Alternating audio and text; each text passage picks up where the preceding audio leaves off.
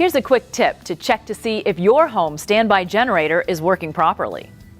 One of the biggest things that you'll want to keep an eye on with the newer generators, they all have a light on the side of the generator. That LED will indicate whether the generator is fully functional with the green light. The yellow light typically means that the generator needs maintenance. It's due for a checkup.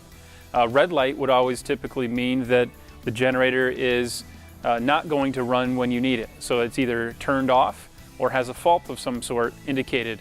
So that's a good thing to keep an eye on as a customer or as a homeowner, as a generator owner.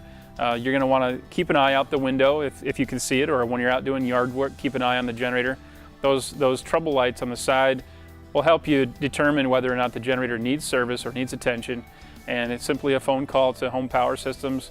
We can help you with that, get an appointment scheduled right away, and have one of our certified trained technicians come out and take care of that for you.